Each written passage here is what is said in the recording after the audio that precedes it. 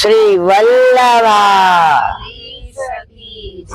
गिरिराज धरण की श्याम सुंदर श्री अम्ने महाराण की श्री गुसाई जी परम दयाल की श्री गोकुल नाथ की दाव दयाल की श्री नवनीत प्रिया लाल की अपने माथे ब्राता सेव्य स्वरूप की बधाई वैष्णव ने साझा કરીને જય શ્રી કૃષ્ણ. ધાયરું ધણી નું થાય. કાલે આપણને સવાર ખબર હતી કે ટ્રેન 6-8 કલાક લેટ હશે, સ્ટેશન ઉપર બેસી રહેવું પડશે, પણ આ બધી લીલા આપણા હિતની છે. હવે માનો કે એક જ મિનિટ રેખો તોરીમાં આમ વહી જાય. નીકળ્યા ત્યારે ખબર નહોતું કે 8-9 કલાક સ્ટેશન ઉપર બેસી રહેવું પડશે. ખબર હોત તો આપણે આવત. આ બધી લીલા આપણા હિતની છે.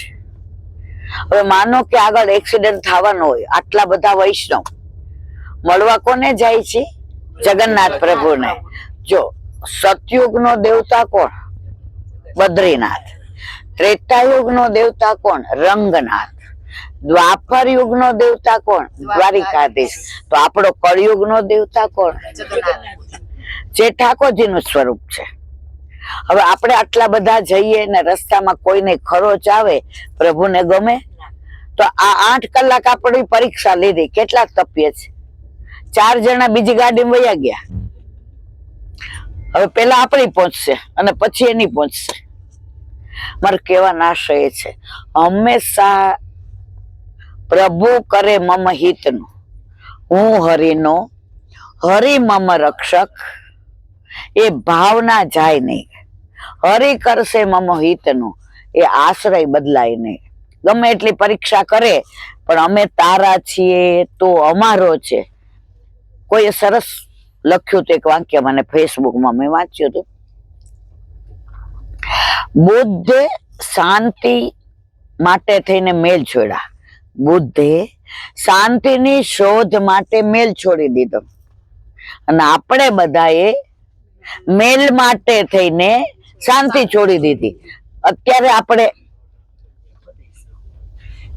આપણે બધાને તકલીફ ક્યાં છે? અહીંયા જાવ તો ભગવાન મળે, અહીંયા જાવ તો શાંતિ મળે, અહીંયા આમ કરું તો મળે. ઓલા હરણ હતું ને એને કસ્તુરીની સરસ સુગંધ આવી, તો આમ દોડે આમ દોડે આમ દોડે, ક્યાંય મળે નહીં. જોયું તો પોતાની નાભીમાં જ હતું. આપણી દશા અત્યારે એવી જ છે.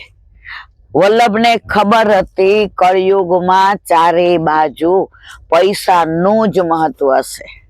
તમે ક્યાંય પણ જાઓ, પૈસા વાળા હો તો તમને અજાણાય. અમારી વાત ખોટી હોય કેજો.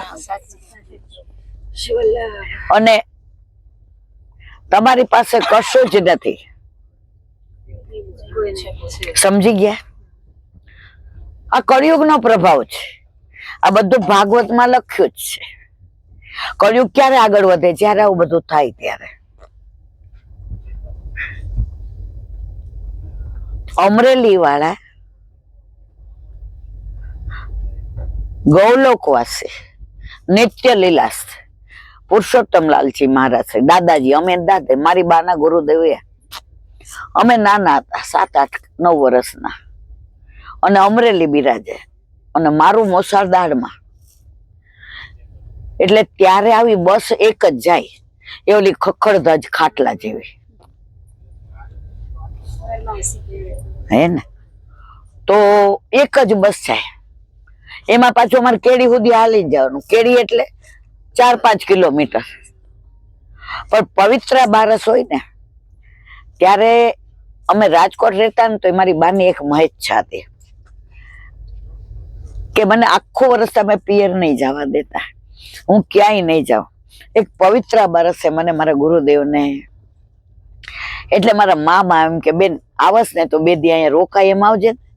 પેલા છે નાના છોકરા ને દુજાણા ને બધું, એટલે સાસરી માંથી જલ્દી જવા દેતા નહીં. એટલે મારા કાકા એમ કે સારું. મને બરાબર યાદ છે અમે ગયા તો કેડી સુધી આટલા આટલા પાણી, જેમ આપણે મંદિર ગયા તો નકા ગભરાઈ ગયા બધા, આટલા આટલા પાણી.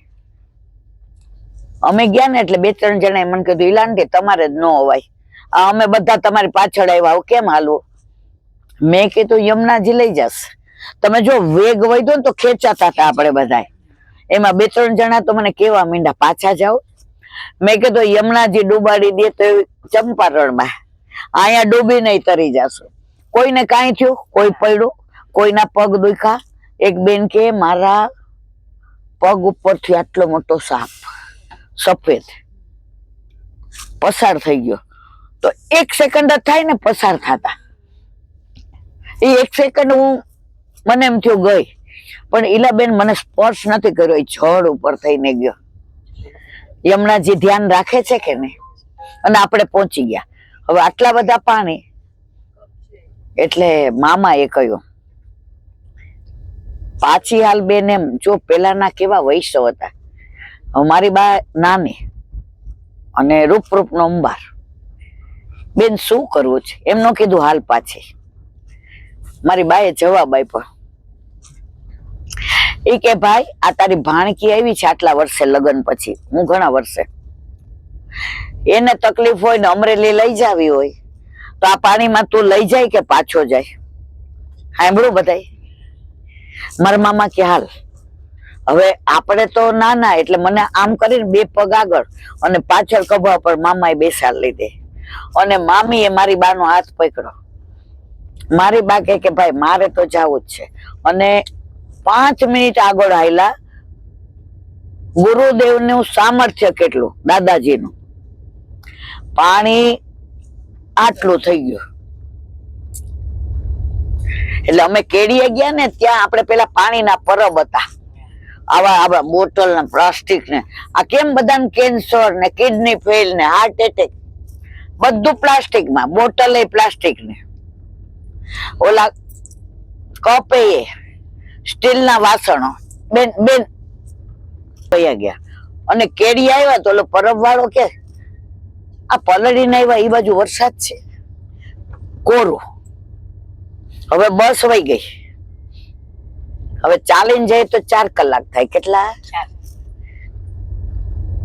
એટલે મારા મામાએ ઓલું મને ઉચકી હતી.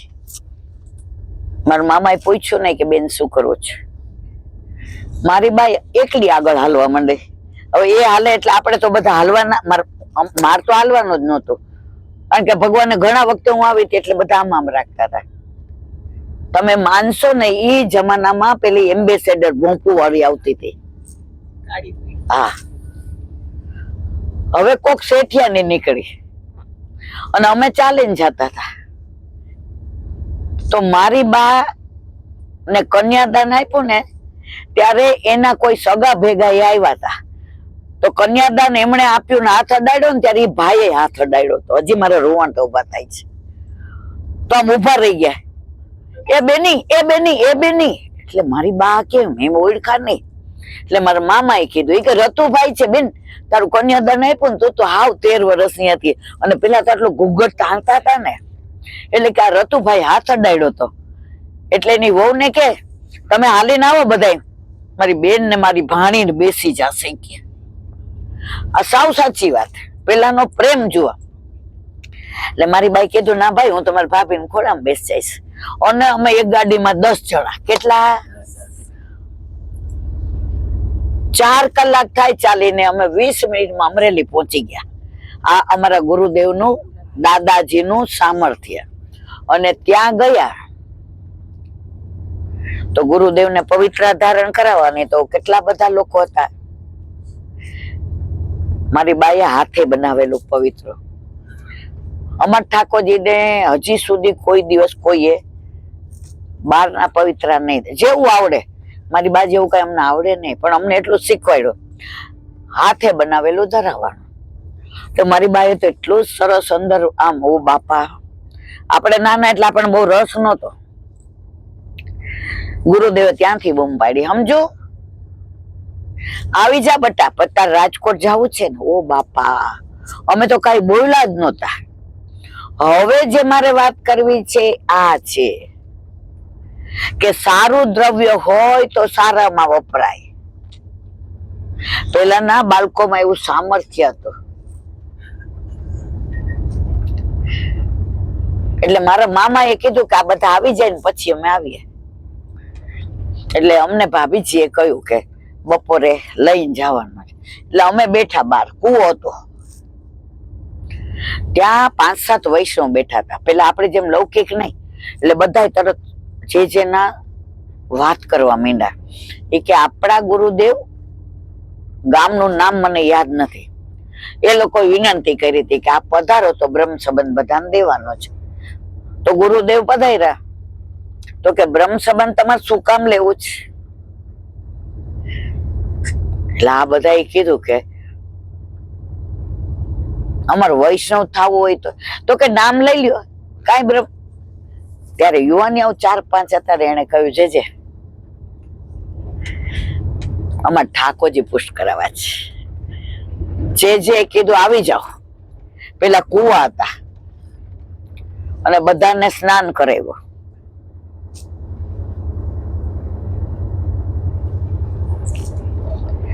ત્યારે યુવાની આવે કહ્યું કે જે અમારે ઠાકોરજી પુષ્ટ કરાવવા છે, પણ અમારે ત્યાં જ્યાં કૂવો ખોદીએ ત્યાં ખારું જળ નીકળે છે. જે કીધું આ જારીજી લઈ જાઓ. ને હવે કૂવો ખોદવામાં ઓલું થાળું હોય, પછી ગરેડી, આ બધામાં થોડો ખર્ચો થાય. એટલે જે કીધું મારી ચરણ ભેટ આવે ને આ બ્રહ્મ સંબંધની આવી, એનું તમે થાળું કરો અને આ ગરેડી ને બધું લાવો. ત્યારે છે ભગવદીઓ શું બોલે, અમારે ગુરુ દ્રવ્ય લેવાય, ગુરુ દ્રવ્ય ન લેવાય, દેવ દ્રવ્ય ન લેવાય. આજની તારીખમાં ઘણા વૈષ્ણવ મંદિરનો પ્રસાદ નથી લેતા. તો એક નગર શેઠ જેવા હતા ગામના, એ કે જે થાય એ બધું. એટલે જે વચનામૃત કર્યા એમાં લગભગ 100-125 વૈષ્ણવ. એ કે આ શેઠ થાળું બનાવે અને ગરેડી કરે અને બધો ખર્ચો એ કરે, તો બધાએ હાથ ઊંચો કરીને વિનંતી કરી જે અમારું કઈક. ત્યારે કે જોડી ફેરવું. જેને રૂપિયો, પેલા તો રૂપિયો એટલે બહુ હતો, ચારાના, ઢબુડી, કાણાવાળો પૈસો. એટલે કે જેને જે નાખો એ નાખે. હવે સાંભળજો બધા. એટલે ઓલા શેઠે આટલી નોટ આવતી 100 રૂપિયાની, પેલા જોઈ છે, કેટલાય જોઈ છે. આટલી નોટ 100 રૂપિયાની આવતી, કાઢી. બાજુમાં જોયું તો 10ની નોટ કાઢી હતી. તો શેઠ કે જોડીમાં નાખવાની જ, કોની નાખો 10ની ક્યાં ખબર પડવાની છે.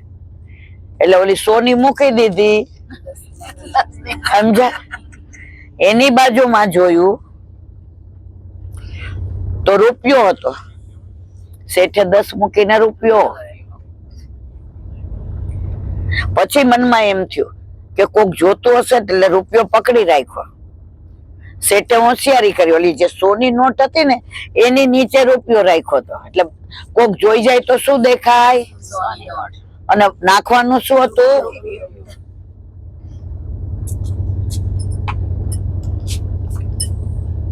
હવે જોડી ફરતી ગઈ અને એમનો વારો આવ્યો. એટલે આમ કરીને શું, એટલે બધાને શું થયું, શેઠે કેટલા નાખ્યા? એટલે બધાએ કીધું શેઠ આમ મારી જેમ. હવે જે કીધું કે આપણે આ ગણો પૈસા. થાળું ખોદી એટલે સિમેન્ટ નું પેલું બધું કરવું પડે, આ ગરેડી અને સિંચણિયા બધું. પૈસા ગણ્યા તો થઈ ગયા. એટલે જે કીધું અમીચંદ શેઠ, મારે જે કેવું છે જાહેરમાં કહું, ખાનગીમાં. સમજ્યા ને બધા? શેઠ ને ઓલી 100ની નોટ એમ કે મેં જોઈ હશે, જે કેવું હોય જે છે કૃપા કરીને જાહેરમાં કયો. એ કે 2 વાર વિચારી લ્યો, જાહેરમાં કહો કે ખાનગીમાં. ના બધાય હું ચરણની રજ છું. પણ અભિમાન શું હતું કે મેં ઈ જમાનામાં 60 વર્ષ પહેલા 100 રૂપિયા એટલે અત્યારના 10,000 રૂપિયા. અમિત શેઠ તમે ખોટું ના લગાડતા. તમે પેલા 100 રૂપિયા કાઢ્યા ને વ્યાજ ના હતા, સમજાણું? પેલા વ્યાજ વટાવનું, એટલે એ અમારા કામના નહોતા. કારણ કે આ કુવામાંથી જળ આવવાનું, એમાંથી સામગ્રી ને જારીજી ભરાવાના, એટલે તમે અંદર મૂક્યા. લાગ્યું બાપા. પછી કે તમે બાજુમાં 10 ની નોટ, એટલે 10 કાઢ્યા. એ તમે તમારી દીકરીને નક્કી કરીને આવ્યા ને, એ 10 ત્યાંથી લઈ આવ્યા છે. અમારા કામનું એ નહોતું. અને આ એક નાખ્યો ને 1 રૂપિયો, તમારી બા આપણા ઘરના સેવક. તો જ્યારથી ખબર પડી કે ગુરુદેવ પધારવાના છે, તમે બાજુના ગામડામાં તમારી બારીએ કાંતવા માંડ્યા. પેલા કાંતતા જોયું જ કોઈ? તકલી ને પેલું રૂ ને રેંટ્યો ને અમે કાંઈતું છું. કાંતતા જઈને શું બોલે? વલ્લભ વલ્લભ શ્રીમદ વલ્લભ, વલ્લભ વલ્લભ શ્રીમદ વલ્લભ, વલ્લભ વલ્લભ શ્રીમદ વલ્લભ, કે મારે ગુરુદેવ પધારવાના. અને ત્યારે કાંતીના રૂપિયો ભેગો કર્યો. પૈસા કેટલો આવ્યો? રૂપિયો. અને તમે નીકળતા હતા ને ત્યારે એમણે કહ્યું, ભાઈ મારા તો પગ છે નહીં, અને પેલા મોતિયા નહોતા ઉતારતા, અને આંખે હાવ ઝાંખું દેખાય છે. ગુરુદેવને મારી ભેટ પધરાવજે. તો કે મારી પાસે છે. તો કે ભાઈ તારા છે, મેં આ કાતીને ભેગું કર્યું છે ને આ રૂપિયો.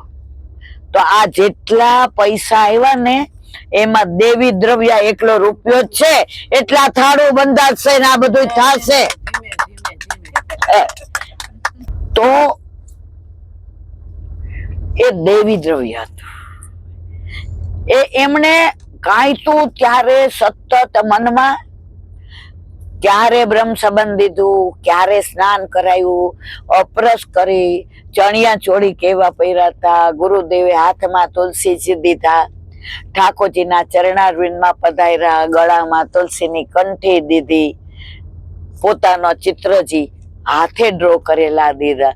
આ બધું કાંતા કાંતા એમના મનમાં આ લીલા આવતી હતી. તો આ 1 રૂપિયામાં તો આપણે બધા બહાર જઈએ છીએ, જે હજારો રૂપિયાના મનોરથ કરાવે છે ને પોતાના નામ માટે, પણ ઘણા છાનું મનું કરી દે છે ને, એ આવું દ્રવ્ય હોય છે. તો તમારું સારું દ્રવ્ય હોય તો જ સારામાં વપરાય, નહીતર બીજાનું લેવાનું મન થાય. આ પ્રસંગ મારે એટલે કેવો પડ્યો કે ત્યાં ઘણા એવા હતા. મને કૈલાબેન મારે કરવું છે પણ કોઈ નામ ન દેતા, અને કર્યું જ ઘણા. હું નામ નહીં દઉં, હું દોષમાં પડું. ઘણા વાપરા લોકો, આપણને ખબર પડી જ. જમણા હાથે કરીએ તો ડાબા હાથને ખબર ના પડે. ડાબાને પડી જાય ને ડાબો હાથ બહુ ઈર્ષાળો જ, કે બધું આ જમણો જ કરે. એટલે જેવી ડાબાને ખબર પડે ને એટલે બધાને ખબર પડ્યા વિના રે નહીં. તો આ પ્રસંગ મને એટલે યાદ આવ્યો કે ત્યાં ઘણા બધા ગાયોમાં લખાવ્યા નથી, પોતાની રીતે બધું કર્યું.